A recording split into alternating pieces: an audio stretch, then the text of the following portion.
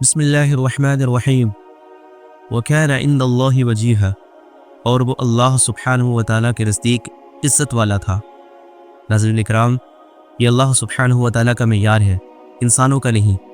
انسانوں کا حال تو یہ ہے کہ نوح علیہ السلام کو لوگوں نے جھٹلایا، ابراہیم علیہ السلام کو آگ میں پھینک دیا، موسیٰ علیہ السلام کے خلاف قتل کی سازش کی، صالح علیہ السلام کو پریشان کر ڈالا، شعیب علیہ السلام کی نافرمانی کی، یحییٰ علیہ السلام کو قتل کر ڈالا، زکریا علیہ السلام کو لوہے کی کنگھیوں سے کاٹ ڈالا، عیسیٰ علیہ السلام کو پھانسی دینی چاہی، اور محمد صلی اللہ علیہ وآلہ وسلم کے ساتھ تو سب کچھ کیا۔ مکہ میں ان کو جھٹلایا گیا، طائف میں ان پر پتھر پھینکے گئے، ان کے گھر کے قریب چھپ کر ان کے قتل کی پلاننگ کی گئی، ہجرت کے راستے میں رکاوٹیں پیدا کی گئی، بدر و احد میں ان سے جنگ کی گئی، خندق میں ان کا محاصرہ کیا گیا، گوشت میں ان کو زہر ملا کر دے دیا گیا۔ پھر آخر لوگوں سے کیا ہی امید رکھی جائے؟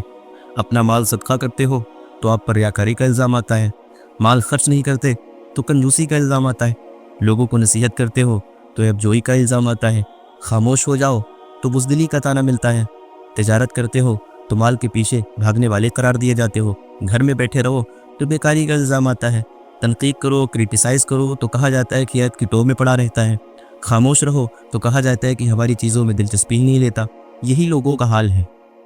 ان میں کچھ بہت ہی قیمتی ہیں، لیکن اکثر لوگوں کا یہی حال ہے۔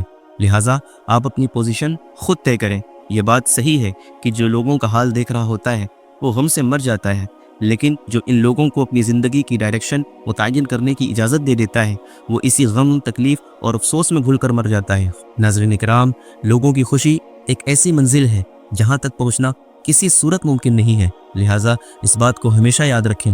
وَكَانَ عِنْدَ اللَّهِ وَجِيهًا، اور وہ اللہ کے نزدیک عزت والا تھا۔ اس لیے ناظرین اکرام، اگر آپ نے اپنی عزت بنانی ہے تو اللہ سبحانہ و تعالیٰ کی حضور بنائیں، اور اگر آپ نے کسی کو حقیقی طور پر راضی کرنا ہے تو اللہ سبحانہ و تعالیٰ کو راضی کریں۔ لوگوں کا حال یہ ہے کہ وہ کبھی بھی اور کسی صورت بھی آپ سے راضی نہیں ہو سکتے۔